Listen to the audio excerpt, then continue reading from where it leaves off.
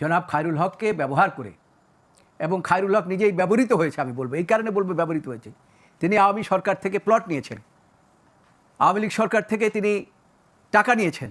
আপনার যত গুম খুন মামলা মকদ্দমা, আপনার ভৌতিক মামলা, এগুলো সব কিছুর জন্য আমরা মনে করি এই বিচার বিভাগকে ব্যবহার করে ফ্যাসিস্ট সরকার এই কাজটি করেছে। আমাদের সাথে অ্যাডভোকেট জয়নুল আবেদিন আছেন, তিনি বার কাউন্সিলের ভাইস চেয়ারম্যান। আবার আমি আপনার কাছে এই কারণে আসি যে হ্যাঁ, বারবারই বলা হয় যে কোনো কারণে যে কোনো সরকার আসে, আগে সরকার আমলে যারা খুবই অগ্রভাগে থাকে তাদের ব্যাপারে কিছু ব্যবস্থা হয়। সেইটার রোশানলে এবিএম খায়রুল হক পড়েছেন কিনা সেই প্রশ্ন আলাদা প্রশ্ন, এবং যে তত্ত্বাবধায়ক সরকার বিষয় নিয়ে এত কিছু হলো সেটি ফিরে আসছে কিনা আপনার কাছে আমি জানতে চাই। দেখুন, এইটা রোশানলের বিষয় নয়। জনাব খায়রুল হক যে কাজটি করেছেন এটা সমস্ত বিচার বিভাগের জন্য একটা কলঙ্ক, এবং বিচারপতিদের জন্য কলঙ্ক। কেন এই কথা বলছি? ওনাদের নেতা হুসাইন মাহমুদ এরশাদ তো আন্দোলনের মাধ্যমেই চলে গিয়েছে। আন্দোলনের মাধ্যমে চলে যাওয়ার পরে আবার একটা প্রেসিডেন্সিয়াল সিস্টেম থেকে প্রাইম মিনিস্টার সিস্টেমে আসলেন। তারপরে একটা নির্বাচন হলো, সেই নির্বাচনে পরে আপনার জামাত এবং আওয়ামী লীগ আন্দোলন করলেন। কিসের জন্য আন্দোলন করলেন? তত্ত্বাবধায়ক ব্যবস্থার জন্য আন্দোলন করলেন, এবং আলটিমেটলি এই জন্য একটা নির্বাচন করতে হলো বিএনপি সরকারকে, যে পার্লামেন্টে অ্যামেন্ডমেন্ট করার জন্য তত্ত্বাবধায়ক সরকার আনলেন। সেই তত্ত্বাবধায়ক সরকারের অধীনে আওয়ামী লীগ কিন্তু জিতেছিল, পরবর্তী তত্ত্বাবধায়ক সরকারের অধীনে হেরেছে। মূল বিষয়টি হচ্ছে আওয়ামী লীগ এই বিচার বিভাগকে বেছে নিয়েছে তাদের একটা তত্ত্বাবধায়ক সরকার বাতিলের ঢাল হিসাবে। আপনি আমাকে প্রথম একটা প্রশ্ন করেছিলেন, আয়না ঘর, এই গুম খুন এগুলো। দেখুন, খায়রুল হক যদি এরকম জাজমেন্ট না দিতেন তাহলে আওয়ামী লীগ কিন্তু অত বড় গলায় বলতে পারতেন না যে আমরা দেশের সর্বোচ্চ আদালতের জাজমেন্ট ফলো করেছি। শামীম হায়দার পাটোয়ারি মনে আছে, পার্লামেন্টে ওনারা একেবারে খুব দম্ভ ভরে বলেছেন যে আমরা এমন কিছু করি নাই, ক্ষতি করি নাই, আমরা দেশের সর্বোচ্চ আদালতের ম্যান্ডেট আমরা মেনে নিয়েছি। দেশের সর্বোচ্চ আদালতকে এই ম্যান্ডেট তাদেরকে দিয়েছিল? দেয় নাই। তার অর্থ হচ্ছে জনাব খায়রুল হককে ব্যবহার করে, এবং খায়রুল হক নিজেই ব্যবহৃত হয়েছে, আমি বলবো এই কারণে বলবো ব্যবহৃত হয়েছে, তিনি আওয়ামী সরকার থেকে প্লট নিয়েছেন, আওয়ামী লীগ সরকার থেকে তিনি টাকা নিয়েছেন।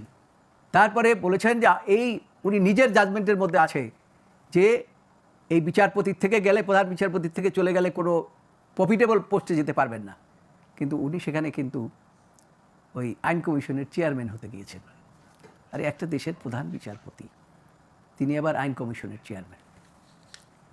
তো এই খায়রুল হকের কারণে দেশের এই নির্বাচনগুলো, এই যে কথাটি একটু আগে শামীম হায়দার পাটোয়ারি বলেছেন, আমিও বলেছি, যে নির্বাচনগুলোকে প্রভাবান্বিত করেছে আওয়ামী লীগ সরকার, এবং দেশে কোনো গণতন্ত্র বলে কিছু ছিল না।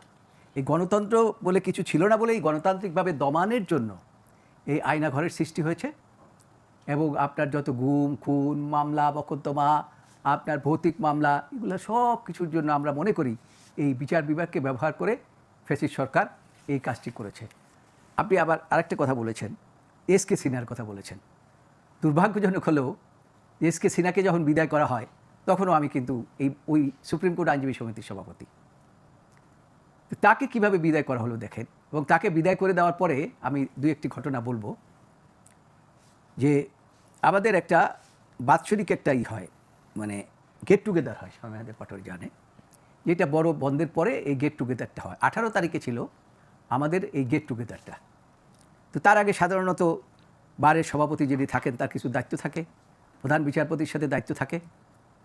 তো 17 তারিখে আমাদের 11টার সময় মানে এসকে সিনহার সাথে আমি সভাপতি হিসেবে তার সাথে দেখা করার জন্য একটা যাওয়ার কথা ছিল।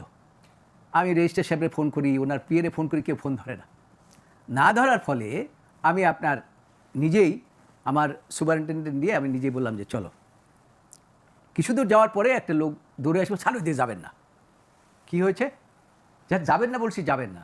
সব আনজারি লোকেরা ওনার রুমের মধ্যে ঢুকে পড়েছে। আমি বললাম কি বলে কি? তখন আমি রেজিস্ট্রার সাহেবের লাগে যোগাযোগ করার চেষ্টা করলাম, রেজিস্ট্রার সাহেবের সাথে যোগাযোগ করতে পারলাম না। পরে 10-15 মিনিট পরে আমি আমার রুমে এসে বসলাম, বলল কি যে সিনহাবাবুকে নিয়ে যাচ্ছে। কোথায় নিয়ে যাচ্ছে? ওনাকে ওনার রুম থেকে বের করে নিয়ে যাচ্ছে, বাসায় নিয়ে যাচ্ছে।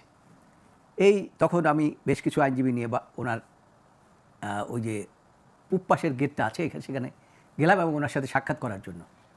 আমাদেরকে প্রথম পুলিশ বললেন যে ঠিক আছে একটু দাঁড়ান, আমি আসি ভিতর থেকে এসে বললেন যে উনি অসুস্থ, উনি দেখা করবেন না। কী করবো, ফিরে আসতে বাধ্য হলাম।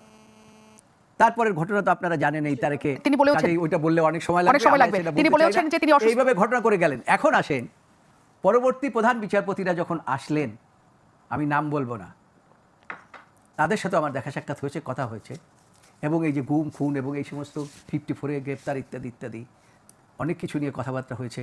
বলছে যে আমরা যদি এইসবের বিরুদ্ধে দাঁড়াই তাহলে সিনাবাবুর মতো আমাদের অবস্থা হবে।